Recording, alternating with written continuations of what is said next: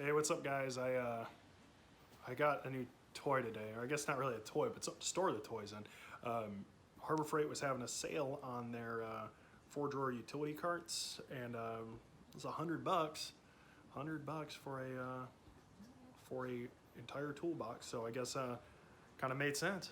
Normally $140, and compared to the Snap-on, which is like $8,000, it's a easy pickup. So for those of you wondering how practical C4 Corvette is, check us out. So that is an entire toolbox kind of spread in there. I'm gonna have to get my roommate to help me take this thing out of here, but it fits. All 43.5 kilograms of it. So what you're seeing here is the initial unboxing of the toolbox itself and me attaching the casters. There are 2 swivel, 2 static casters. The swivel casters do lock. The process took all of about 30 minutes to get these on there, or 20 minutes. You'll find out in just a second. Not too complicated, but also not the easiest thing in the world. Okay, guys, I got the base all finished up here. This is kind of a pain. Harbor Freight gives you some nylock nuts, as well as hardware, flat washer, 2 fixed, and 2 swivel locking casters, which is pretty nice. What I'm not a big fan of it here is it's not too hard to get the nut started on the bolt with the washer on there, even though this thing is pretty flimsy before you actually get the wheels on it. What I'm not a big fan of, and this is probably constant from the Snap-on to the Mac Tools to this one to whoever you buy, are the button head kind of locking nuts. So there's a square hole that sits underneath here. See if I can focus in on one of these. And I'm not sure if I have 2 extra yet, but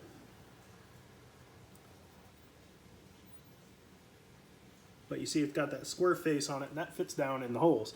Being a Harbor Freight tool, I think that what has happened is the actual quality of the square holes isn't exactly up to snuff.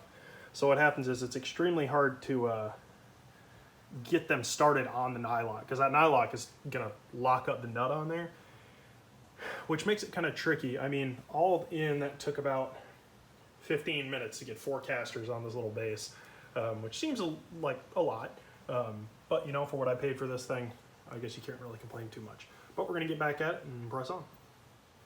Alright, so now I'm going to be attaching the uprights. It is extremely important, as you're about to see, to get these oriented correctly. There are keyholes on the short sides that need to be attached properly. You'll see me, oh, hang on. Oh, this one needs to come off. Oh, and now this one needs to come off. I figured this out after the fact. For the drawers, or the side supports, these need to all be oriented completely correctly. They have specific areas to go. The directions are pretty good, but you know, not the best, but how much can you complain? Now the next step is to attach the horizontal supports that key in right there, I think, right? Yeah. It should just take a couple minutes. It's 4 total bolts, and then we should be on our way to getting the actual cabinet mounted on there. I am looking forward to it. And let's go. Alright, so I'm going to attach these side pieces real quick. Only takes a couple seconds here. 4 quick bolts, nylock nuts, a couple washers. We are good to go. Easy peasy. Alright, so more or less getting down to the end here. So we got the actual box down there. The frame is pretty assembled here. So the box itself, this bottom edge right here, I believe, is going to sit along this edge. All this stuff is nice and tight, ready to go. Now I'm going to drop the box in, and I figured out that those 2 extra longer pieces of hardware are to mount the handle. So the handle down here is just going to add that extra little bit of thickness where you're going to need that extra fastener length. So let's go ahead and drop this thing on here. I'm not going to time lapse this one.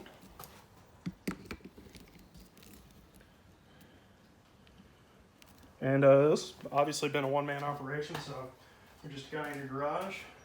Probably a good indicator as to whether or not you can do this on your own.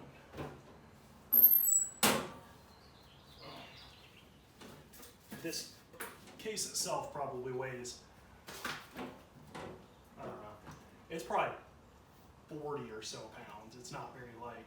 I think the whole box said it was about 90, or it's 46 kilo, I think.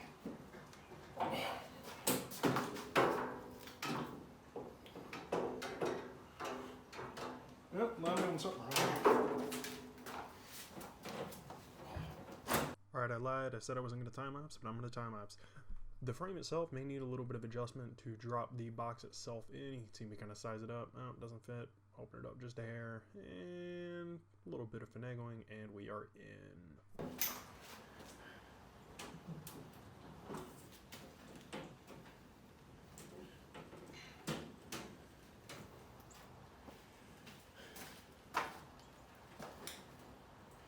Okay. Alright, and we're just going to finish up here. Putting the upright struts on. Little gas struts that come with it. Pretty easy to put on. Just 2 bolts on each of these. And move over to the handle here. We have an awful angle, and we are just going to switch around. 4 corner bolts plus the ones that go through the handle. It is a total of 8. Get them all finger tight and then snug them up. Same story over here on the left side of the box.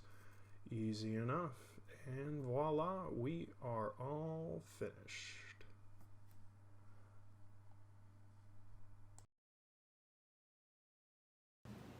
Alright, well, I'm going to take you on a tour of the finished product here. From top to bottom, here is what it looks like, kind of loaded up with my stuff.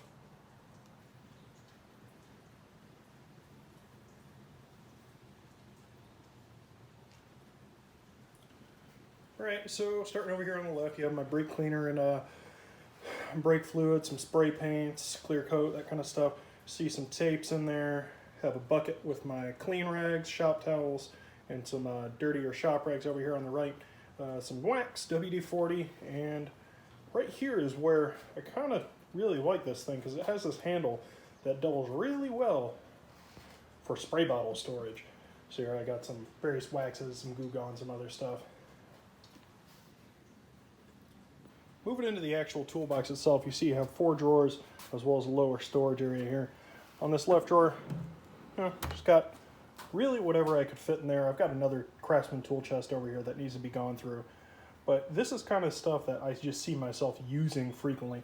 As you can see, this is a pretty sizable drawer system. I think the total width on this whole operation is 30 inches. So for reference here, drawer depth is about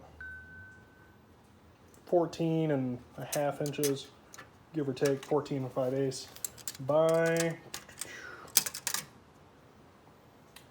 about 12 5/8 as well. You have 2 of those drawers. They are identical to each other. 1, 2. Got some screwdrivers in here.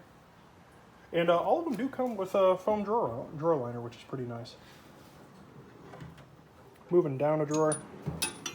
This is where I decided to move my sockets. So I bought some rails over at Harbor Freight as well. They are the cheap metal kind. I might be changing those pretty soon. But on this drawer, you know, you're looking at 26 inches in width by that same 14 5/8. I'm a big fan of this drawer size. You can fit some pretty tall stuff in here. You see I have that 1/2 inch drive socket wrench sitting face up, and I've still probably got an inch or so of room on top of it. It really makes for a nice space to organize things. My wrench collection needs some work. It is limited. And then moving down one more drawer. This is where, oh, I should probably tell you the depth. The depth on the on these 2 drawers, you're looking at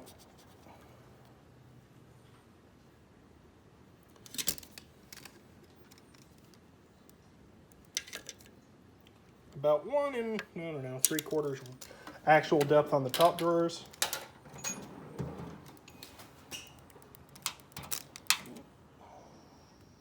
About 2 3/4 actual depth on the middle drawer, and on the bottom drawer, which is the deepest of the group, you're looking at about 4 inches. And you'll see, you know, you can fit some actual stuff in here. I've got an impact wrench as well as an air hammer, some sockets, the attachments for the air hammer, a Milwaukee electric drill. I've got a torque wrench as well as an air ratchet in here. This is, you know, probably the perfect size for what I'm going to be using it for. The only thing I need now is a damn air compressor.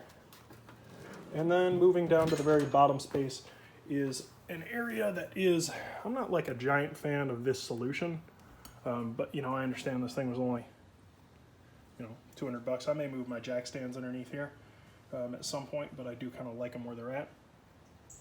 The final thing I do want to mention before wrapping this up is that you do get a set of keys, keys that don't hang in it. You get a set of keys as well, 2 of them, with a barrel pin lock. I don't know what these things are called. To use it, the lid needs to be flipped down, but in its current state, obviously I can't close the lid. I don't really plan on it. My garage stays locked, and I'm the only one who uses tools anyway, so not really necessary for me. But overall, you know, I really like the design here. For $99 on sale, this was an unbelievable pickup. I can't stress enough how useful this is going to be. I don't know how you justify anything from even Craftsman at this price point. The other thing that Harbor Freight does sell for the other side here is you can adapt it to use a side table, and it flips down right there, and it's like $23. I decided not to pick it up because I just didn't know if I was going to have any space for it, and to be honest, I don't really think I am. But overall, I am extremely satisfied with the Harbor Freight 4-drawer mechanics cart, 4-drawer roller cart. Overall, definitely a good purchase. We'll see how it wears over time though. You guys have a good one, and I will catch you in the next one.